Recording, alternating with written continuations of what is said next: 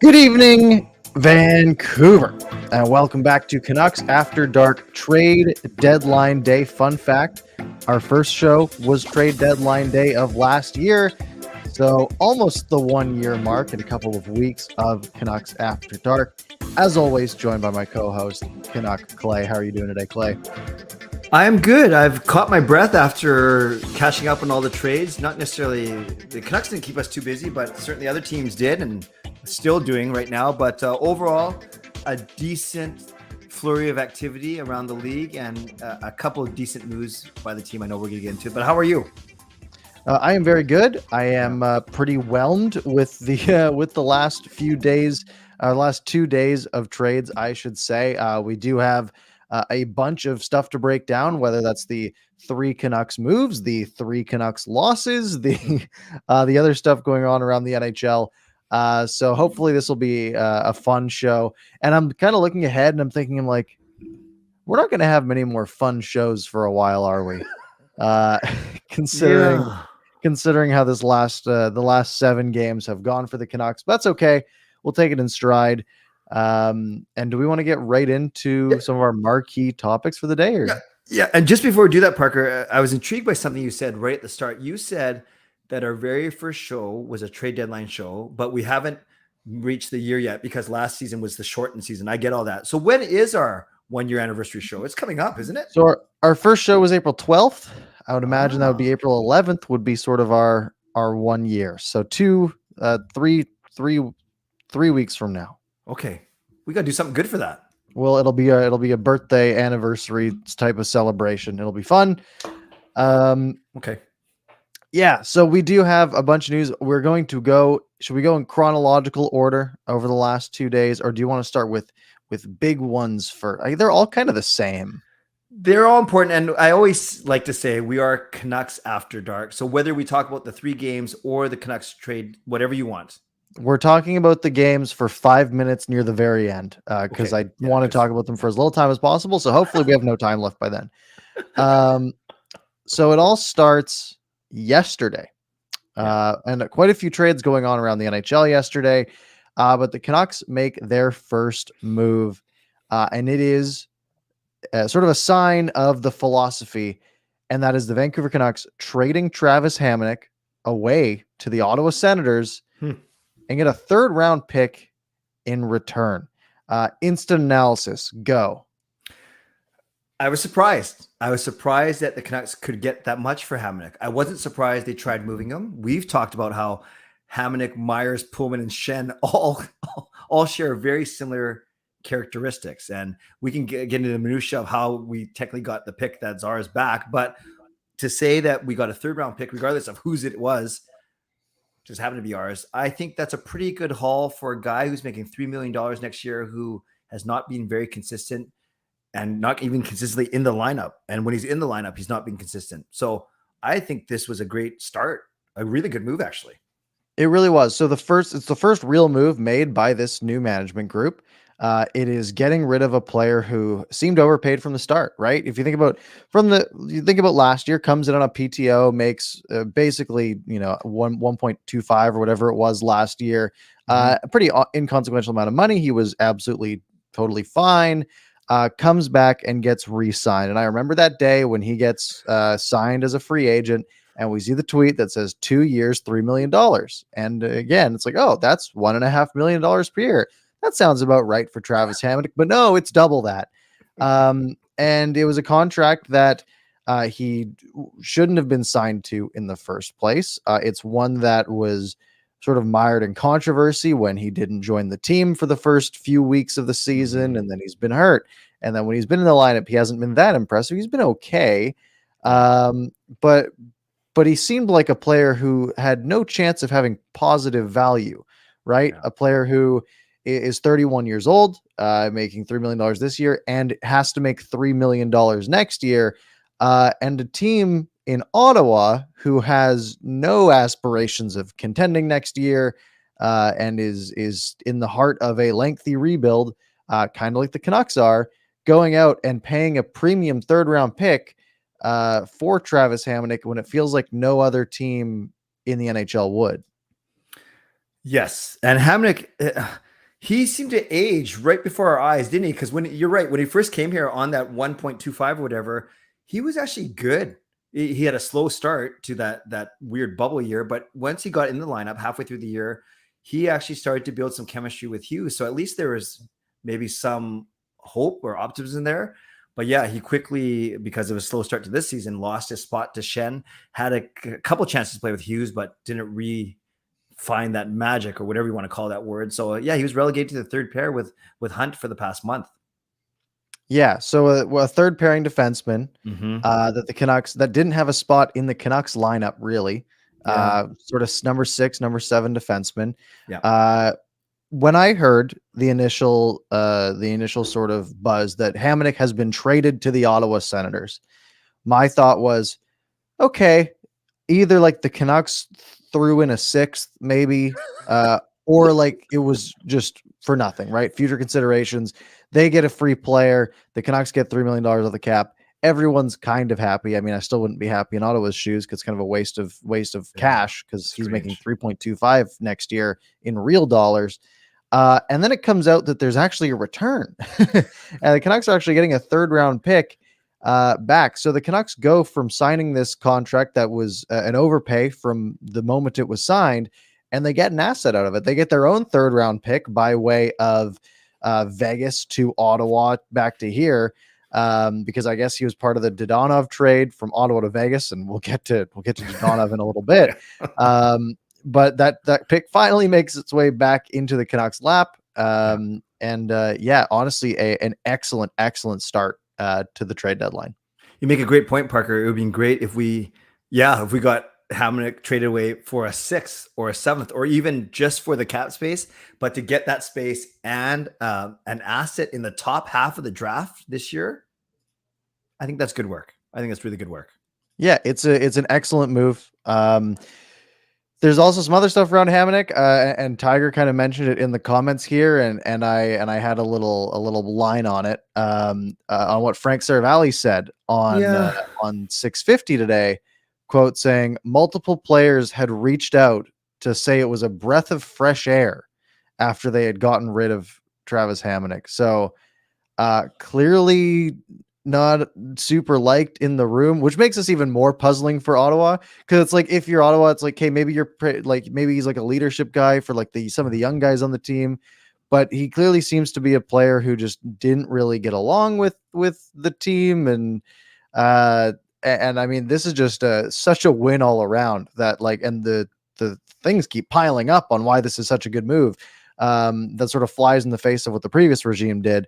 Considering they're the ones that signed this contract. What are your thoughts on sort of the rumor mill around this?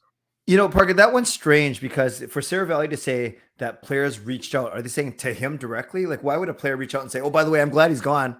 Okay, see, maybe, yeah, maybe he texts some of them, right? I'm sure all these insiders have a couple guys in every team that they text with, and no, that's maybe he was like, "Hey, what are your thoughts on the Hamonic trade?" And they're like, "Oh, what? Oh, you want to hear my thoughts?" Right? Like, who knows? It is, he certainly didn't do himself any favors by not reporting to the team, or not, whether it was vaccination or COVID, who knows and he was very, we talked about this back in the fall. He was very, very, I don't know, elusive is the word I'm looking for in his press conference. And that's fine. The team protect him. Fine. You know, I have I don't know if soft spot's the right way. I do have empathy for him a little bit because I think I know what he was going through, but at the same time, you all need to be pulling on the rope the same way. And when you're already trying to erase the stench of last year and trying to get off to a good start, and you don't have all the guys there for whatever reason, I'm sure that did not do him any favors with his teammates. So I can kind of see where that's coming from. Yeah. So all in all, Canucks get an asset, third round pick. And moments later, like 15 minutes later, the same day, still Sunday, still not trade deadline day, the Canucks, not that third round pick, but they take the other third round pick that they have in this year's draft from Winnipeg, that they got for Nate Schmidt, and they turn around and throw that in the direction of the Toronto Maple Leafs. And this is sort of the biggest move the Canucks made, and that is acquiring Travis Dermott from the Toronto Maple Leafs. Yeah, and just I'll let you go into Dermot a little bit, but I just find it ironic. It wasn't confusing once we figured it out, but wasn't it funny how it's a third round pick out, a third round pick in, how both picks had to do with Nate Schmidt. One was when we got him from Vegas, the other was when we sent him to Winnipeg. So it's third round picks, it's Nate Schmidt, it's defenseman, it's from Ontario. Like it was just pretty funny how it all happened, like you said, within 15 minutes of each other. Mm-hmm. Yeah, so I'll give you some backstory on Travis Sure. Dermott. He's 25 years old, just turned 25 a few months ago, so he'll still be 25 at the start of next season. Kind of falls into that window of age range that the team's looking for. Second round pick back in the 2015 NHL draft, picked the pick right before Sebastian Aho, that Carolina picked. Basically, he's played in the NHL for this is his 5th season now. He's sort of most known for his egregious giveaway in Game 6 against Montreal last year. That was the overtime winner for Montreal. So, but he's mostly regarded as a guy who just didn't really have a spot in Toronto's lineup. Sort of was forced into a sheltered role, but sort of has always had that top 4 sort of pedigree to him, and just never really got too much of a chance to play there. Analytically wise, only really good things to report. Using the JFresh card, which is data from Top Down Hockey's model, even strength offense, 52nd percentile, so basically middle of the road for defensemen. Even strength defensively, 80th percentile, so a top 20% player defensively, out of defensemen. Not great. Like his competition rate is 17th percentile, meaning he's typically playing against like 4th line on the other side that he's going up against. But this is supposed to account for that to an extent, because he's also playing with bad teammates most of the time.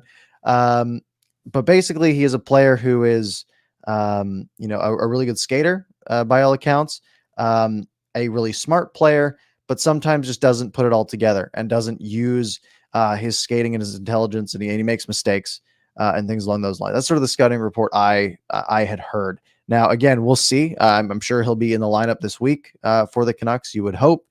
And for a third round pick, if we look at this one in a vacuum, you kind of an odd move because you think, okay, they're trying to develop for the future. But you look at the age, 25 years old.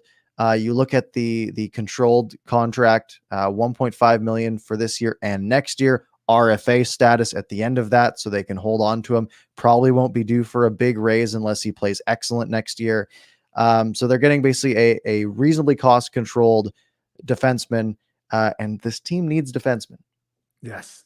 And Parker, excuse me, did you say in there the fact that he's lefty, but he plays both sides? Excuse me if you did say that. I didn't mention that, no, because he is a lefty, but he says he doesn't really have a preference playing either side. I'd like to see stats on that, like, because we have all these advanced stats. I'd like to see like a breakdown between when he plays left, when he plays right, because I've said, and again, I play at a much lower level, but I've said, like, when I play defense, I'm like, I don't care what side I play on. I realized pretty recently that I am way better on the right side.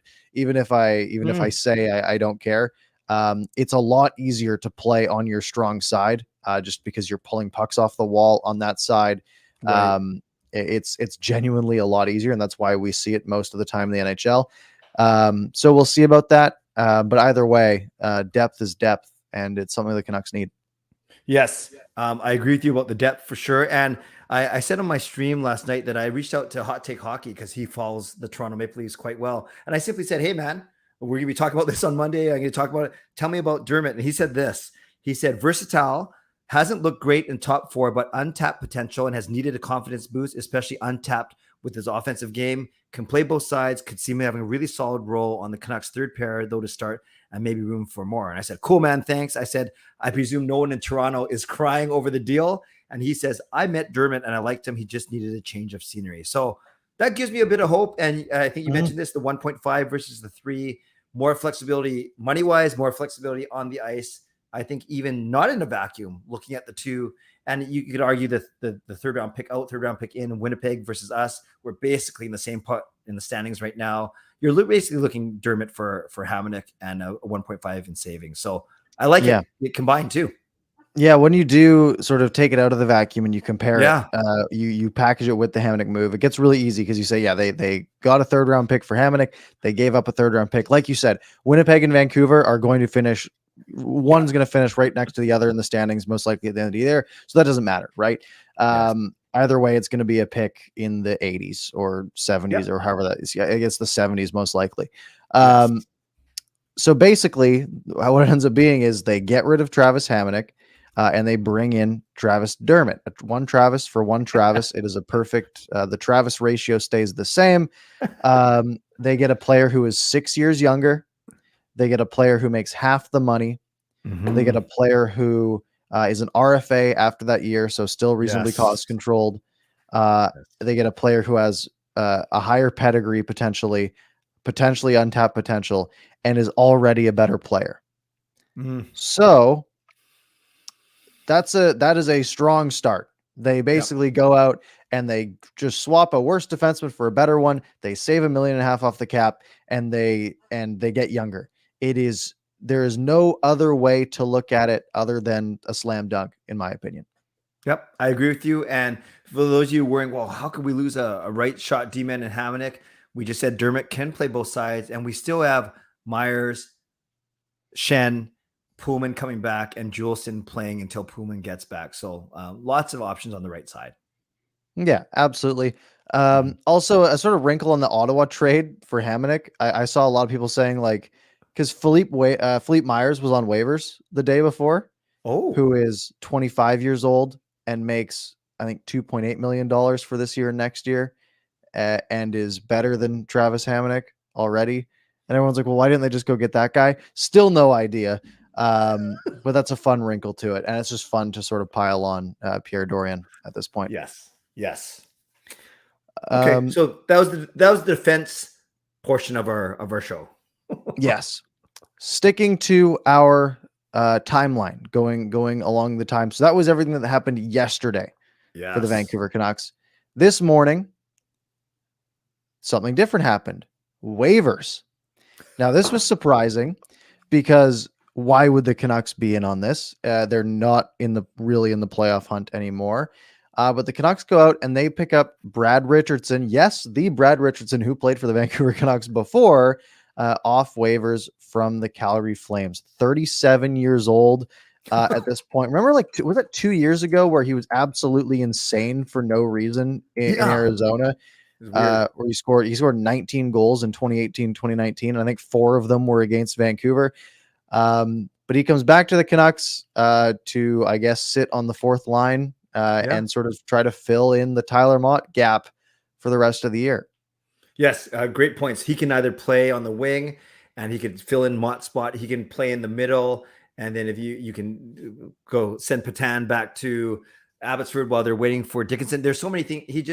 He can play because he can play wing and center. You can just use him somewhere in the bottom six. He's basically going to do what they hope Brandon Sutter was going to do this year. What's interesting, the one thing I remember about Brad Richardson, Parker, is yes, he was here with us in 13-14 and 14-15. So 8 years ago. So and we thought he was old back then. Yeah. But I remember he was on the ice when the Sedins had their famous shift. Remember that 4-on-3 in overtime where they scored? It was Daniel from Henrik and Edler, and it was Oh, the yeah. Yeah. storybook ending.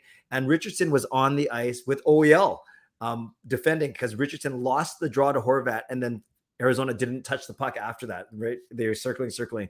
But it was just kind of funny how it was OEL on the ice and it was Richardson on the ice, and now those two guys are playing for us. Just a small little thing I thought of today. Yeah, so this is just a fine move. Again, Yep. it has no long-term effect. It is a stopgap for the rest of this year, so that they have someone to fill the Tyler Mott gap. And Yeah. it was sort of an indicator for most people. They're like, okay, well, it looks like Tyler Mott's getting traded then, because that's why they Yeah. would have gone out and done this. Yeah. And I mean, I have nothing else really to put into that. Brad Richardson historically good at faceoffs, which is nice because the Canucks are bad at faceoffs. Yeah. I think this of course. What is he at this year? He's at 58.8% on Wow. faceoffs, but he's only done like 100 and something faceoffs this year. Yeah. But he's historically in his career 52% in the circle. So if they need him to fill in for some draws, he can do that as well. Yeah. But then the Canucks go out Before you press that button, can you okay. just put in Jess Garden's comment real quick? Yeah, and the key is he only makes 800,000, and we likely won't resign him with guys like Lockwood and Klimovich that we're looking at. So I think this isn't going to cost us anything past April 30th or July 1st, technically. So yeah, let's not worry too much. This is simply, as you said, Parker, a stopgap just to help us finish off the year, really. Yeah, he'll just be a free agent and probably, maybe get an AHL deal or call it there. So the Canucks then right under the gun, right before noon, I think at 11:50-ish, we hear that Tyler Mott has been traded to the New York Rangers. There wasn't a lot of wait for hearing what the return was, and it is a 4th-round pick in the 2023 draft. So not this year, but next year. My first reaction to this was, wow, that's lower than the mid-second that they were hoping for. Hey. Yeah. But if that was the best offer on the table, which kind of surprised me, but it did seem that, depth guys weren't going for as much this year as maybe we've seen historically in the past. At least they got something for him, right? Absolutely. And we know the stories. Well, how far do you want to go back? There's Verbata, there's Hamhughes. Recently, that one summer where somehow we lost Markstrom, that was an expansion thing. But Toffoli, Stetcher, and Tanev all in one fell swoop. You got to start getting something for these UFAs, especially if you know you're not going to sign them. And GM Patrick Alvin even said that today. He says he didn't throw Mott under the bus or anything. He simply said it became clear that we were not going to be able to re-sign him, so we needed to get something. Exactly what you said, Parker. And then when you look at it in that lens, it's good. It's good. It's something. Yeah. It's just basic asset management, which is something that this team has struggled with in the past. We mentioned last week that Tyler Mott could be used as sort of your own personal rental if the Canucks had, like we had hoped, 1-2 of those 3 games that we were hoping they might, which, by the way, would put them above Vegas in the standings right now. But they didn't do that. And now it made the trade deadline a little bit easier, I'm sure, because now they can say, okay, well, this isn't a team that's going to make a run. This isn't a team that we need to secure a rental for in the playoffs. Because if you were, then that 2023 4th-round pick wouldn't matter to you, right? Like, that's not very much. Let's just keep him for the playoffs or to try to make the playoffs. So they trade him for basically nothing. I wonder if they maybe had a slightly better offer on the table earlier in the day. That was sort of my thought. Like maybe someone had offered them a 3rd or something earlier in the day, and they had said, well, that's not enough for us to not try to re-sign him. So they sort of kept pushing until, it was too late. They said, okay, let's get what we can then if you're asking for too much. And we've heard the rumors of, like 4 years, $2 to $2.5 million. That's just too much, right? You look at Jay Beagle, Antoine Roussel, and those are things that get you in trouble when you sign depth guys for 4 years at, $2 to $3 million. They can fall off a cliff really fast. Antoine Roussel looked like a pretty okay idea from the start, and fell off a cliff and was not very good right off the bat. Yep. You make a great point about that, about the depth, about those type of players, because it's not an insult to say that they're replaceable. It doesn't mean that we don't like Tyler Mott, that we don't appreciate everything he did for us, both on and especially off the ice with mental health. All those things can be true. And we can also still say, though, but you can find a lot of players to do what he can do on the ice for even cheaper. And that's the business. That's why there's a salary cap. That's why GMs have to make tough decisions. So I know I've heard some people, Parker, say that, and I think his own agent, he doesn't like the term replaceable or replacement level or whatever. But let's be honest, that's why you have 21 different players being paid different levels on your team. Some get paid $7.5 million and others get paid $1.5 million. That's the whole point. That's why you have a team, and that's why it's hard to manage the cap. So all to say, now that opens up a spot, whether it's for a move in the offseason, whether it's for one of our young guys to come up and grab a spot. And that's what you have to do. You have to continue to find young guys on young contracts if you're going to be paying some megastars some big money. You have to. Yeah, it's all about getting the most for your money. You can go out and get Tyler Mott and have a sure thing for a season or two. And if you're a contender, that might be something you really want to do in signing Tyler Mott into next season. What the Canucks want to do is they want to take more shots on guys like Juho Lammikko. right? Think guys that can do that same job, basically, maybe a little bit worse, but for way less money. Matthew Highmore, another example of that, of a guy who has looked pretty decent and doesn't make all that much money. Nick Patan has only played a couple of games, but is sort of along the same lines. Kyle Burrows on defense, Luke Shen on defense, right? Yes. You can go out and instead of paying these guys $2 to $3 million, if you can go out and sign a bunch of them at $1 million and you'll probably get pretty close, similar results. And then you can allocate that money to better players up front, whether you have to put that money into a Brock Besser or a JT Miller. We'll see if something goes on there or if they want to do something in free agency, but they need that money. And they can't just have, they can't have a $9 million fourth line again. Isn't that crazy? When you say it like that, Sorry, that's ridiculous. I meant $12 million fourth line. 6, 3, and 3. That's not good. No. What do you think? Much rather have a $12 million, $13 million second pair. Much better. That's true too. I'm thinking about the Rangers. I'm thinking about where Mott might fit in. I don't know their team well enough, but obviously if you're a Mott fan, it's great that he's going to have a chance to, because Carolina's the good team in that division, but they might have a chance to at least win a round and get to the division final, which would be cool. Who knows? Yeah. The Rangers are a fun looking team right now. And they're going to love Tyler Mott. No question about it. He'll fit in great, I'm sure.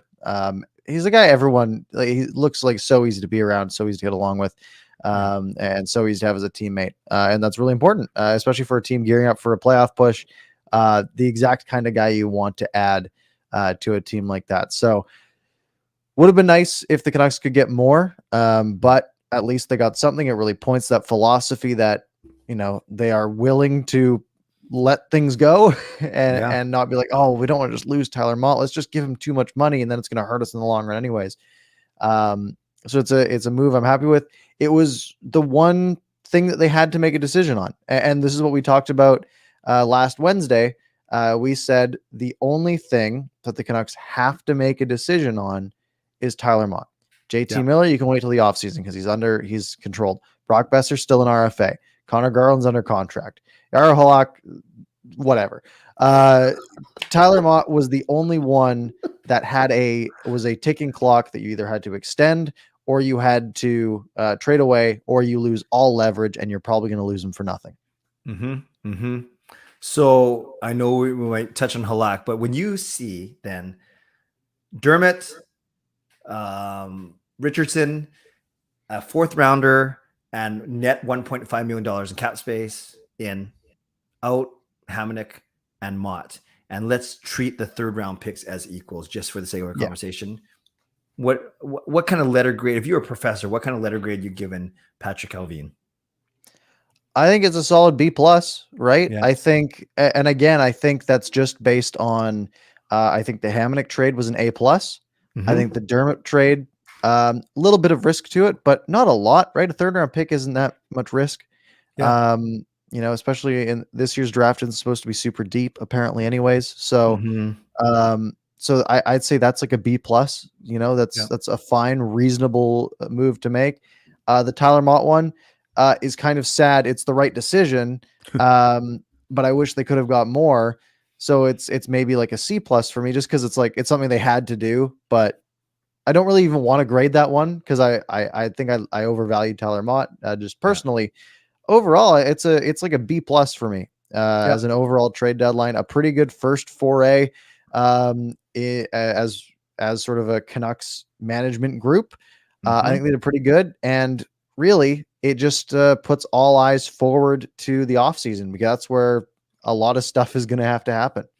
Yeah, and in essence, it's probably not right to say that it buys them 2 more months, but truly, if they didn't feel pressured, except for Tyler Mott, as you clearly and nicely established, now they do have more time to really evaluate what they have in Besser, in Garland, in Horvat, all these guys, and you start to look at packages around the trade deadline, around free agency, and the wheeling and dealing has just started. I think some fans, Parker, were hoping for more, anticipating more, but we've seen despite Rutherford's history with Pittsburgh, we've also heard Alvin and Rutherford say they're going to take their time and really figure out what they have in this group. And I really think, as we talked about, they wanted to give this current iteration of the team a chance to make a playoff run. We kind of see that slipping away now, but at least they gave them every opportunity to do so. Yep. Yeah, they gave him a shot. And that was what they kind of earned. And they blew it over the last week. Yeah, I've asked the chat here to grade the Canucks trade deadline. I know you had done that earlier on your Twitter. This is good. So far, we're at 7% giving them an A, 75% with a B, and 19% with a C. So pretty overwhelming in the B category, which in my mind is good. That is good. That's what it means. Personally, you mentioned some people were hoping for more. I was hoping for more selfishly, just out of excitement factor, not necessarily out of making the team better factor. I was like, oh, let's just do a bunch of stuff because it's just exciting. Yeah, I think this is overall a pretty solid 2 days at the office. To be honest, did you block off the whole afternoon just in case you had to make more videos? I had 10 to 1 blocked. Okay. But I was still working, but I had TweetDeck on the side just in case. I was anticipating maybe making 3 or 4 videos today. It was only 1. Yeah. But hey, that's fine by me. Yeah, I didn't get a chance to see what other creators were doing, but I know guys like whatever hockey guy and Hot Take and Lego Rocks, when they make videos about other trades, they could do multiple today. It must have been crazy. Yeah, I know. Guys. I think Lego did like 20 something in the last 4 days, which is, let me go to his channel videos. That is crazy. So today alone, I'm going to guess how many videos I think he made today. Today? In the last 12 hours. Okay, I'm going 1 an hour, 12. That seems a little high, but correct. Really? Yeah. Yesterday he made 9, it looks like. So he's working. That is for sure. I made 3. Yeah, they did fine. They're good. They're great. They did 3 moves. Yeah, exactly. But like we said, there's a bunch of moves the Canucks didn't make. So I wanted to touch on those a little bit. So we're gonna run down the list because we got like, I guess let's add more names here. There's like six names. All right.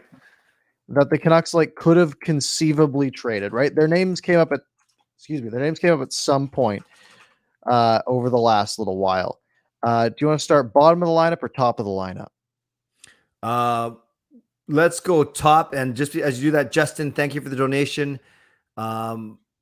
Maybe let's see if this comes up. Actually, let's just answer it real quick. Justin, I don't have it on my list. Okay. But Justin wants to know on Leslie. For our first one was the Brock Besser is still a Vancouver Canuck. And as a segue, Justin with the $5 donation saying, thank you. Your thoughts on an offseason Besser or Garland for DeBrusk package? The Bruins re-signed DeBrusk to a 2-year, $8 million extension, but he still wants out. That was sort of a sign and trade sort of idea. I think I want more than just DeBrusk. I think DeBrusk is a fine player. Yeah. I think Besser and Garland are both better. Keep in mind, we get the 9th overall pick for Garland last year, and he's analytically a lot better than the points he put up this year. I think DeBrusk is a good player, but I think I'm wanting a pretty high pick thrown in there as well if they're going to make a move like that. Yeah, I agree with you, and I think that's what Justin's intimating with the whole when he says DeBrusk's package. Yeah, I'd be interested in him as well. And but I did say, actually, it's funny that Justin put these two guys in the same question, because Patrick Alvin, again, he did a quick 15-minute media availability, and he did say, someone asked him, did you field a lot of offers on Besser and Garland, not necessarily for DeBrusk? And all he said was, those two are really good players. That's what he said. And he's right. They are. But yeah, so it's something that could happen for sure. We'll see. But speaking of Brock Besser, not traded. Still a Vancouver Canuck. We've gone over the scenario before. Going into this offseason, the Canucks half off from a 1-year at $7.5 million qualifying offer. If they don't have him signed to something else by then, he can always reject it, and they can work on a longer-term deal at the same time. If they wanted to go like 6x6, they could do that. Who knows? But they don't make the move now, and they didn't have to. This is a move that 100% could be made in the offseason. And they just decide to push it off, which they've seemed to do a lot of. And Parker, I'm not making faces at you. I promise. I have something in my eye, but I will still keep talking as I rub the heck out of it. This one's going to be the most complicated one, and it's going to actually have the biggest bearing this year on the team, obviously, because Miller you can worry about throughout the entire. Are you ready for another whole season of Miller talk? But with regards to Besser, yeah, this is a very important one because you're right. They could do nothing and sign him for 1 year and then push this decision by a year. But then now you have a whole year of Miller and Besser talk. I don't know, man. I like this guy a lot, but he hasn't done much in the past little bit when all eyes have been on him. I don't know. This one's tricky. He has been slumping a little bit. Yeah. If the Canucks think that he will bounce back from it, which it's getting to the point where I don't know how reasonable a bet it is. I think it's like sort of a 50-50 that he ends up just being like a 25-25 sort of guy the rest, for a while. Maybe he breaks out and ends up being like a 35-30, right? Like 65 points or something like that. But that's sort of the upside the Canucks have to gamble on. If they think that he's in a bit of a slump, and that next year and forward he is a better player, then you make the risk and you go longer term at a lower amount of money, because that money is getting lower basically every game at this point because he hasn't looked very good lately. So they could go out and, if they could lock him in for a longer term or lower cap hit, and then he gets better and starts outperforming that, then that is great. It's obviously risky, but it is also risky to sign him for 1 year at $7.5 million, because then you have to probably get rid of someone else to fit everything into the cap. It's a really tricky one. I don't envy the situation the Canucks are in. I think I like Brock Besser too much to be like, okay, well, let's just get rid of him at the offseason, because I think Brock Besser is someone that could really punish you for that trade down the line. I agree with you. I have that feeling too. And he's still young. And the thing is, he wants to be here. We've talked about this too. Horvat and Besser always say how much they want to stay here. Miller has never said that, and he doesn't have to say that. No one's judging him, or no one's forcing him to say that. But man, yes, I agree with you about Besser. He's not the same type of player, Cam Neely, but I get the Cam Neely vibe. Is we're going to trade him if we do, and then he's going to come back to haunt us. Potentially. Like it is. It's something that sort of looms over their heads. Yeah. Staying at the top of the lineup, JT Miller, as we sort of touched on, remaining a Canuck. And I think this one makes a lot of sense. He straight up overplayed. He played too good over the last month. Basically going 2 points per game for a month straight. Just priced himself out. He was no longer in the 2 firsts territory even.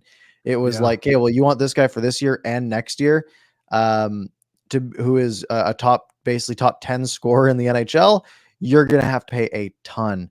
And it just got too expensive for anybody. Colorado was seemingly interested a little bit. But for the Canucks, they can just wait. Again, it's one where they can just ride it out for the rest of this year. You have a lot more time in the off season, a lot more flexibility. We've talked in the past how right now there's maybe a handful, maybe like 5 or 6 teams that are true Stanley Cup contenders that might want to make a deal for a guy like JT Miller and really go all in. Where in the offseason, you might have 20 teams who are who would just really like to add a JT Miller and then maybe try to work an extension out and have a guy for the next 7 years. So for the Canucks, it just makes a lot of sense. Push it off. You're not in a rush to get this one done, and give yourself some time in the offseason. And good point. As always, with his own great play, he priced himself out of the market. And then I know last Wednesday it was fresh off the Tomas Hertl signing, and we were joking about if he's making 8 point whatever, just a bit more over 8 for 8 years.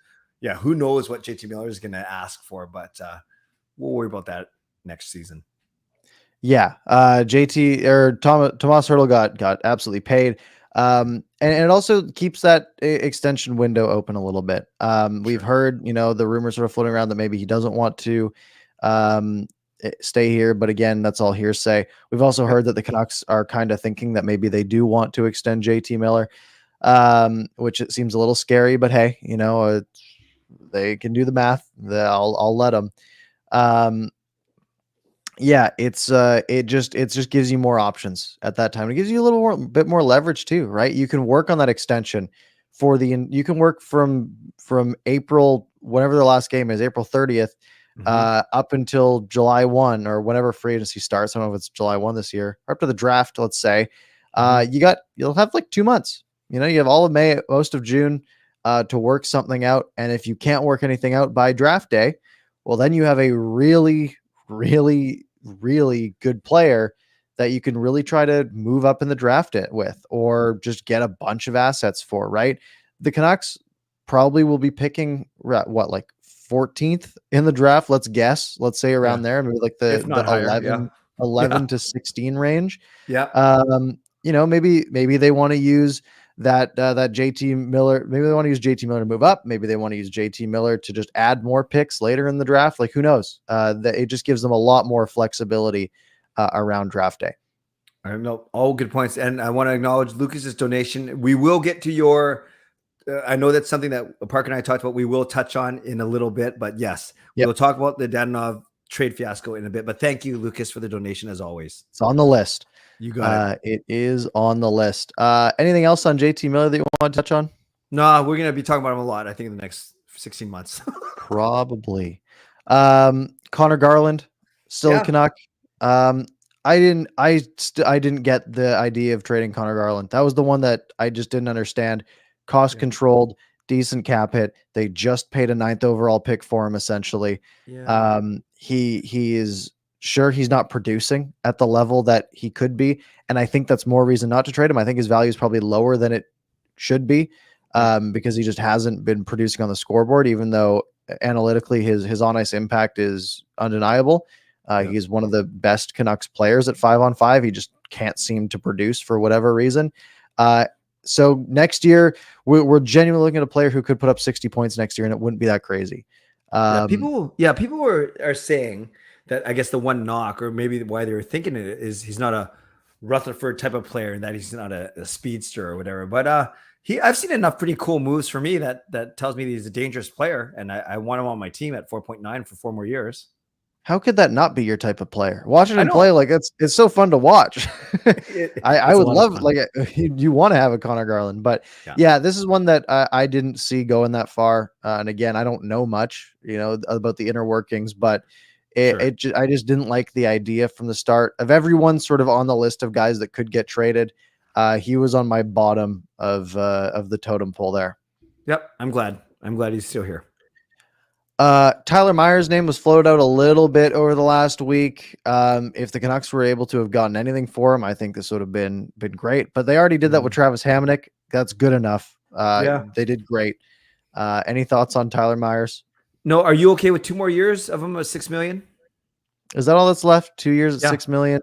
I actually thought it was more, but people reminded me it's only 2 more years. Yeah, I did too. And I think it's because, remember when that contract was like initially rumored before free agency, it was like, oh, it's going to be 7 years or 6 years or whatever. And then they sort of like I think they like oversold it to the media to try to make the impact lessen when it actually came out as being less numbers. But either way, it's getting into tradable contract territory, right? And as the years get down, and as Tyler Myers gets a little better, he's eating a bunch of minutes a night. He's not terrible. He makes some nice plays sometimes. He makes mistakes, but as Wyatt Arndt says, he is just chaos personified.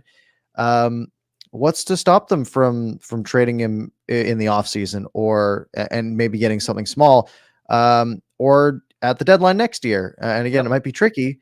But you could theoretically trade Tyler Myers at the deadline next year, retain 50%. So it's a $3 million contract for the other team. And that's a guy who can eat 20 minutes a night in the playoffs. Like that's a valuable piece. So I don't think they had to trade him now. I think this is, again, that $6 million hurts a little bit, but he eats a lot of minutes, and it's something you need. And I'll add a bit of intrigue for you, Parker. He has a full no trade up until July 1st of this year, and then he goes to a 10-team no trade list. Guess what? That means there's 31 other teams, 21, excuse me, bad math, 21 other teams you can trade with. So yes, all exactly what you said. In the final 2 years, maybe they are going to explore moving him, retaining a little bit, but there's way more flexibility starting on July the 1st. Yeah. Speaking of the defense, our last name on this list is Luke Shen. Oh yeah. Luke Shen was Luke Shen, sort of the opposite of Connor Garland for me. A lot of people said, don't trade Luke Shen. He's heart and soul of this team. And I was kind of like, trade Luke Shen. You can probably get something decent for him. Although seeing some of the returns that we did, I don't know what that return would have been if we're talking around a third. Then sure, I don't care too much about keeping him to next year. I think he's a pretty good piece for a team like the Canucks that's trying to ideally make the playoffs next year, especially if Boudreau's still around. And so I guess it's fine. And again, if everything goes poorly next year, you can probably trade him at the deadline for the same thing you would have got from this year. Yes. Maybe a little bit less, but again, easier to just put this one off. Yeah, and ticks off so many boxes. $850,000, so cost controlled. Boudreau loves them. Alvin loves them. Hits 7 or 8 hits a game. Can play with Hughes better than Hamnick did. So yeah, I could see why other teams would want him, but that's kind of what you want next year when you are trying to save money. $850 for a second pairing guy. Maybe he's playing above his weight, his weight class a little bit, but still, yeah, that's a good contract for us for sure. Yeah, he's a fine piece. And again, if everything goes poorly next year, you can trade him. And I mean, you can even trade him at the draft if you want to. Again, if people are lining up for him. Again, no real rush on anyone except Mott. So that's fine. Yara Halak was the last one on my list. Actually, I skipped him. There was rumors 30 minutes before the deadline that he's willing to waive now. But I don't think he had any value. No. I mean, Toronto maybe could have wanted Halak. But I don't think they would have wanted to take on that cap hit next year. Because Toronto had that whole goalie fiasco on waivers today. So whatever. It's kind of the boat I'm in. And did you hear about, so Parker, I'm sure you saw the footage of it looked like he was upset at Boudreau for telling him to go in, but Boudreau, did you hear his reply and what his reasoning was? I did. Yeah. Yeah. So Boudreau basically said that he told Halak after they scored the 4th goal, be ready to go in at any time. And then when he finally did tell him at the end of the second, you're starting the third, he claimed that Halak said to Red, the trainer, did he say that I'm going in? I'm not going to go in, or why am I going in? Yeah. So that's what Boudreau said. Yeah. He looked angry though. He did. And his body language, said a different thing. Yeah. And I think I saw people like, wow, Canucks fans getting mad about everything now. I was like, well, I mean, Sportsnet on national television kind of played it up, right? Bieksa and Kelly Rudy were playing it up a little bit, but he's still here for the last 20 games of the season. Maybe he'll be a bit of tank commander. Surprised he didn't play last night, to be honest. That was weird to me. But hey, he's still here. Yeah. And he got his bonus, so we can play him all 18 games if you want going for. I know they're not going to, but yes, we'll see what happens. Like, I feel like they should just let Demko rest. Get his money's worth. The man deserves it. All right. So that's our Canucks coverage. We said, B plus. I think we're both pretty satisfied with what they did. I was a lot less scared this morning. Did you feel that way? A little bit less stressed maybe than deadlines past? Yeah, I think that's fair. I was more, I wouldn't say I was like a kid on Christmas morning. I wasn't wrought with anticipation, but I wasn't scared either. I think that's a really good point. Yeah. Yeah. I was like curious. I was like, all right, well, we got smart people. Let's see what they can pull out today. And yesterday.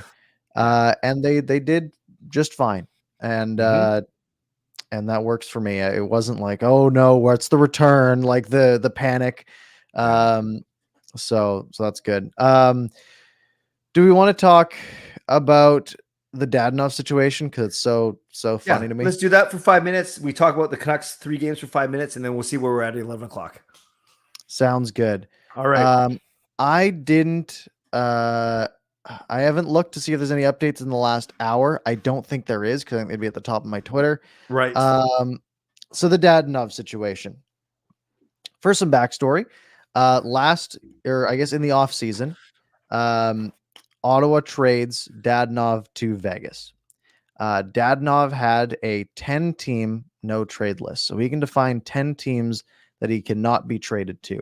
He had given this list to the Ottawa Senators. In theory, Vegas was not on that list, so they were able to trade him to Vegas. Vegas This is already never funny. received this list. Cool. This list was never given to Vegas. So Vegas said, well, we don't have your list. So clearly you do not have a no trade clause right now because you don't have teams defined on it. So we are going to trade you to the Anaheim Ducks. And the Anaheim Ducks said yes. And the trade was, sort of publicized. And then hours later, it's still not finalized. And they're like, yeah, it's kind of like around the league office for whatever reason. And apparently Dadnov, and I guess his agent, said, yeah, Anaheim was on our no trade list. You cannot trade us to Anaheim. Even though you have told everyone you have traded us to Anaheim, you cannot trade us to Anaheim. Well, Vegas comes out and says, well, you didn't give us your no trade list. Yeah. And he said, no, I gave it to Ottawa. When I was required to submit my no trade list, I gave my no trade list to Ottawa. That still applies, is what he says. And Vegas says, well, we didn't receive it. Now, this is one of those scenarios for Vegas where they have sort of been like kind of cheeky. And instead of going to Dadnov and saying, hey, we don't have your list, they said, well, we're just going to not say anything because if we don't have his list, he can't give us a list. And it's sort of blowing up in their faces, it looks like right now. Basically, Ottawa made a mistake by not making it part of the trade call, which it was supposed to be when the trade happened. Vegas tried to play it kind of sleazy and not like confirm that they should have had it and just be like, well, you didn't submit it to us. We don't have it. And that seems to be at no fault of Dadnov or his agent because they submitted it to Ottawa, which was what they were required to do at the start of the league year. So what it looks like might happen, and I'm not 100% sure on this, but it looks like Vegas might get screwed over here. And so there's two ways this plays out. One is Evgeny Dadnov's, if the trade gets nixed, Dadnov stays with Vegas. Dadnov they needed to get rid of him. They paid a second round pick to get rid of him because they need the cap space desperately to put a roster together. So if that trade doesn't go through, they get kind of screwed in that way. Dadnov is now stuck on a team that he knows they don't want him, or they at least trying to trade him. The other scenario is it does go through to Anaheim. Everyone hates Vegas, and Dadnov's unhappy because he didn't want to go to Anaheim in the first place. So Dadnov's kind of stuck in the middle of this no-win situation. Vegas looks like jerks, like they did with the Fleury situation. This seemed to keep being in the middle of these situations where they're the bad guy. Weird, hey, that keeps happening to them. Yeah, maybe it's the people in charge. And all in all, I think it's absolutely hilarious. And excellent storytelling, Parker. That was well said. And the Canucks connection, right? This was part of the third round pick that went with Holden for Dadnov, was the one that we traded to Vegas for Nate Schmidt. Yeah, and it's the one that the Canucks got back today. or yesterday for Travis Hamonic. As long as it's not like guilt by association, then our trade gets nixed. I know it's not going to, but that's just so funny how there's a Canucks wrinkle to it. So Dadnov, $5 million. What's that? I don't know what happens. Who gets in trouble here? Like, because clearly the league's going to be frustrated about this, right? They're still working on it. It's 2 a.m. at the league offices right now. They're probably still to figure this out. The NHLPA is now involved for obvious reasons. Whose fault is it? Is it Ottawa's fault because they didn't transmit this trade list? Is it Vegas's fault for not confirming? Is it both of their faults? Will there be any punishment for it? Right. Here's my guess, Parker. Tell me. Here's my guess. Just my uneducated guess. I think they are going to nix the trade because I think even though Ottawa didn't submit it to Vegas, they're going to say, if there's any written proof anywhere, they're going to say that that's a binding agreement. That's what I think is going to happen. Yeah, and that's what Saravalli, I think, sort of implied. Mm. He tweeted out 2 hours ago at 8:32 p.m. He said, "If all of the above is true, which Mhm. is that if he had submitted it to Ottawa before the due date, the ultimate responsibility is borne on Vegas to make sure that Oh. they are in receipt of the list and the list is on file with the NHL." After all, the fact that Dadnov had a 10-team no trade clause is no secret. It's listed on Puckpedia and Cap Friendly. So sort of like throwing a little bit of shade there, which is 100% fair, right? They knew that he had a 10-team no trade clause. They just didn't say anything because they thought they could get away with it.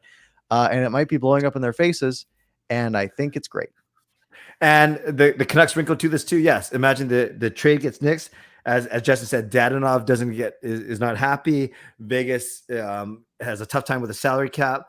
And imagine a perfect world where we were a tiny bit better, and we were actually battling Vegas and Edmonton for that playoff spot. Then we'd be laughing even harder, even harder. The chat here is not in favor of Vegas, which is very fun to me. Lucas with a $5, thank you very much, says, I guess you can say what happens if Vegas stays in Vegas. Vegas making the league look real bad. It does kind of make the league look bad. But honestly, to me, it's just funny. Yes. And it's nice to get some drama after the trade deadline. That is exciting. What else was there? Yeah, thank you, Lucas, for that donation. What happens if Vegas stays in Vegas? Dadnov happens in Vegas, so he's staying in Vegas. Yeah, it is just a disaster. And it's fun. And yeah, hopefully this really hurts Vegas's chance in the playoffs. Yeah. If they even make the playoffs, if they get there. So that's sort of the one thing I wanted to talk about. I guess, did you want to mention sort of winners and losers from the entire trade deadline as a whole today? Sure. You had some thoughts. I'd be happy to. I think I'll just name a couple, and we love your thoughts in the chat. We might not get to read all your comments, but we'd like to know who you think are the winners and losers. 3 winners to me. One of them is Colorado. No big names, but they added a lot of bottom 6 forward depth, and I think that's going to help them, obviously, gearing up for a long playoff run. Florida getting the best forward that was moved, Claude Giroux, and Ben Sherrod, whatever. He's okay, but they still beefed up. They already had a very deep forward group, and now they're even better. And I'd say Minnesota got better as well, obviously with Marc-Andre Fleury, and if he can find his form, Vezina Trophy winner last year, you never know, they could come out of that Central Division. On the flip side, I think teams that did not do well, I am surprised Edmonton did not get a goalie. We just spoke about Vegas for a little bit.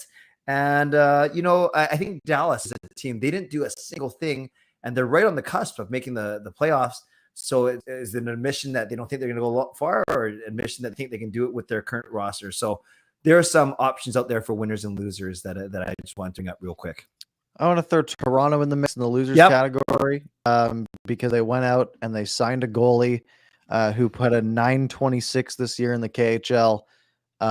And because of the stupid rule that says if you sign someone from Europe, they have to go through waivers if it's in the middle of the season, which is just so bizarre because it's like, oh, we went through and found the guy no one else did.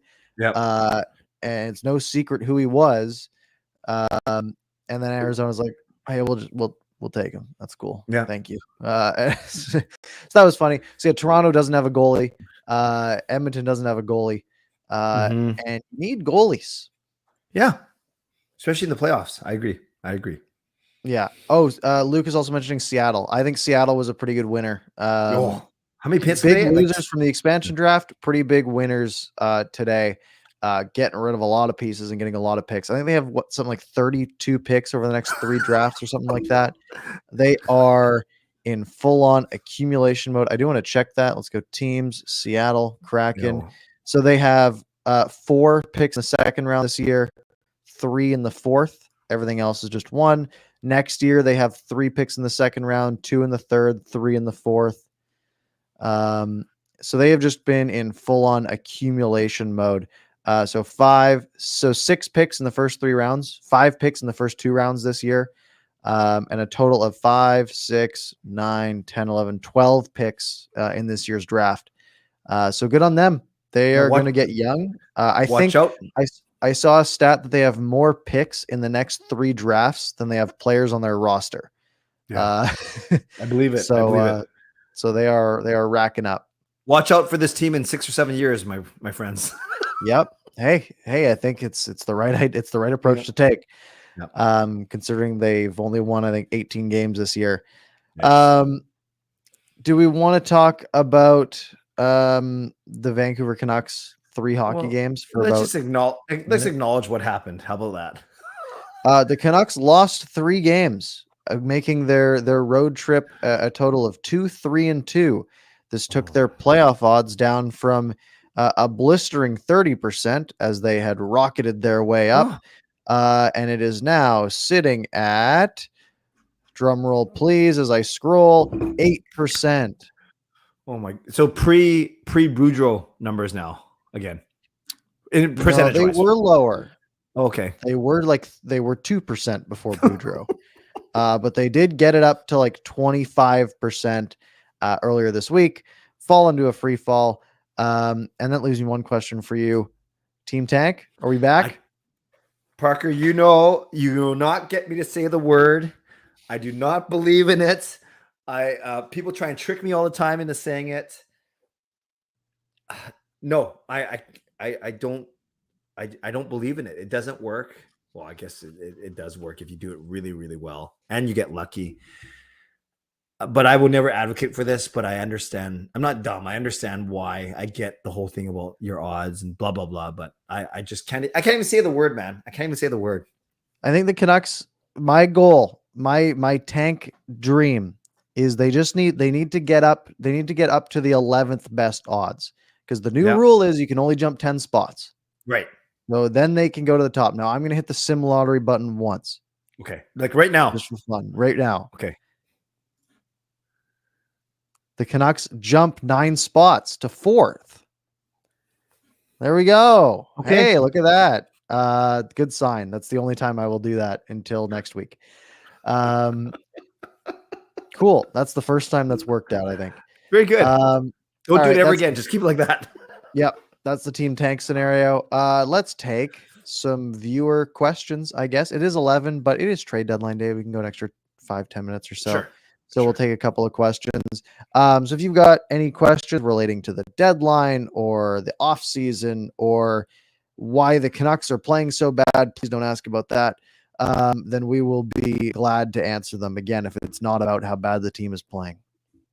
Yes. All right. Let's see. Coach Rob asks, Clay, when you put gas in your car, where does it go? Where does my car go? It goes on the road.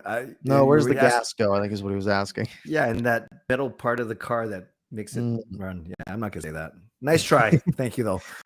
Now everyone's gonna try and get to say it. Great, thanks a lot. Noah asks, how much would you re-sign Highmore for? What's he at right now? Seven something, right? 750, 725. He's an RFA. So the Canucks will have his rights. I'm sure the qualifying offer is nothing. Yeah. I don't know if it tells you that on Puckpedia. That's what I clicked on. Doesn't look like it does. That's okay. So he makes 750 now. Definitely deserves a raise.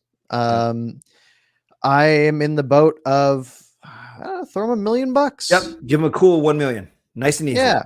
He'll be happy with that. And so currently his current contract, his minor's salary is the same as his full salary. I think you do that again. I think you say it's $1 million if you're in the NHL. It's $1 million if you're in the minors. It's a contract that you can 100% bury if he gets worse somehow. Yeah. But look, he's 26, just turned 26. So I think, if you go 2 years at $1.1 million, I think that's fine. He might want to, I don't know. That seems fine to me. And I don't know if you take it, but yeah, let's do a quick 30-second teaching point, because you said that well. When you hear one-way versus two-way contracts, just think about that's how you get paid. Highmore has a one-way contract, so whether he's in the minors or in the HL, he only gets paid one way. He gets paid $725. A two-way means you make way more when you're in the pros than you do in the minors. You get paid 2 different ways. You get paid either a lot or a little bit. So yes, I agree with you, Parker. He'll get another one-way, and let's go with $1 million. I'm with you. Mm-hmm. Look at that. People trying to get me to say the T word. It's ridiculous. Look at Marcus. What is a heavily armored vehicle with ammunition that is typically used in warlike situation? Well, that's a beast. That's a beast. Sure. Okay, what else do we got here? Oh, I like Justin's. Assuming Hughes, Just Myers, OEL, Pullman, Shen, Dermott all start next season. How does this affect Rathbone's chances? Is he still going to be the 7th guy? He just put it. It's right at the bottom. Actually, he just put it on right now. got it. Sorry, There you go. I'm struggling. No problem. So there's our top 7. No, 6. It looks like. So Myers, OEL, Pullman, and Shen and Dermott And Hughes. and Hughes. So Hughes is obviously still here. Mm-hmm. Myers is probably still here. OEL is probably still here. Shen's probably still here. Pullman, I'm hoping they can do something about. Me too. And have Dermott and Rathbone as your 3rd pairing. Yeah. And then I think that's sort of my idea. Yeah, right there. I think Rathbone's a guy that's just going to be there for injury depth. And I think that's totally fine. If they don't make a move, I could also see them bringing in more cheap defensive free agents like Brad Hunt, but not Brad Hunt. And I think that's probably the way to go. Yeah, between Hughes, Myers, and OEL, that's a lot of money in 3 defensemen, right? 7, 8, and 6. So 21 million basically. 8, 8, and 6. Yeah, that's a lot. It's a lot. Mm-hmm. Yeah, that Tucker Pullman contract needs to go. Justin asks, will teams take Pullman's contract? I bet someone will. I think you can make something work. You might have to retain a little, which I hope they don't. Yeah, it's going to be tricky. The 3 years makes it tricky.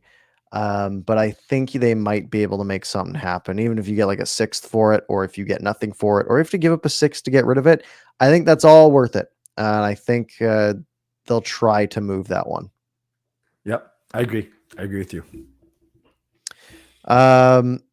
Lucas is asking if we're going to be covering the Abbotsford Canucks because they're going to clinch a playoff berth. We'll probably touch on it. If things are interesting. Pud Colson got papered down today, so he is eligible to compete, which makes me want to go. So maybe I'll head over to a game or two. That's where we met. Game. Maybe we'll have to re-meet. Yeah, and actually, Patrick Alvin actually talked about that, Parker, in his presser today too. He just said, he thinks anytime your young players can get any type of playoff experience in any type of league. So that's the reasoning, which makes sense. And obviously it helps get him some first power play unit, get him some first line minutes, and it helps the team obviously too. Yeah. Yep. That sounds good to me. People mentioning that, who was that? Fuzzy Wuzzy saying that Pullman's contract is buyout friendly. That is actually true. If they were to buy it out next season, then it would be $1.2 million next year. And then 400,000 for 2 years, and then about 900,000 for 3 years. So it'd get really long, but it would be really cheap if they wanted to do that. So it is possible. Again, I don't like buyouts because you are paying for nothing. But I could see why they'd go that route. Yeah, if they needed to. Add them to the list. We already paying out 2 or 3 other ones. So yeah. What else do we have? Eternal Science says, how do you see that this team after the deadline, given how they paid a 3rd round pick, and I think he's saying, how do you say they did well based on his other comments? How do we say that they did well when they paid a 3rd but only received a low 4th? So they didn't pay a 3rd because they also received a 3rd. So the 3rds kind of cancel out, right? Let's get that straight. In reality, they traded off Tyler Mott for a 4th round pick, which is fair. And then they traded Travis Hamonic for Travis Dermott, which is an upgrade in every single sense of the word. So I would say that's how they did well. I agree. Yep. And that's why we give them B, a B+. But that's a fair question because I think I'm not saying Eternal Silence does, but I think some people still have the thought that they're colored a bit by the fact that they thought we could have got more from Mott, which is understandable. Yeah, and I did too. But they couldn't. And again, they still took the right approach in getting something instead of nothing. Yep. All right. Anything else you want to hit on here? Well, I just appreciate I saw our numbers go up quite a bit and today, which was great. And I know you're going to give the spiel for subscribing and leaving 5-star reviews and all that. But we appreciate this. We're coming up on a year in a few weeks, and we knew that today was going to be a fun show. You guys kept it going, so thank you for the donations, and thank you to all of you for sticking with us, even with that one scheduling blip last week. But we're back on track. Yep. So thank you guys very much. As Clay said, that I would say, make sure you're subscribed. And I think you have to be to chat. So those of you who haven't chatted, make sure you're subscribed. Hit the red button there. If you missed any part of the show, and I know lots of you did, because again, I can see I want to call out our average watch time is like over 20 minutes tonight, which is crazy high. That's good, right? For a live, that's crazy high. So thank you guys for sticking with us. Mm-hmm. If you want to rewind back to the beginning, you can. It'll also be up on your favorite podcast platform in a matter of about 20 minutes or so. Apple Podcasts, you give us a 5-star review, hit like on the video, do all that good stuff. You guys know the drill at this point. Clay, any parting words for the night? Well, I'm just now, honestly, I'm excited to see what Dermott can do. I'm less excited to see Richardson. I'm still always intrigued. Maybe I'm excited by Dermott and intrigued by Richardson. And we got a tough road trip. Isn't this the Colorado, Minnesota back-to-back? I genuinely haven't looked. Okay. I tuned out for a little bit. And yes, it is Wednesday, Thursday, back-to-back. Okay. I'm sure they'll win them both.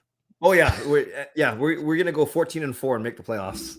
Let's do it. Why not? I don't think all right. Have a good night, everyone. And we will talk to you after the next one.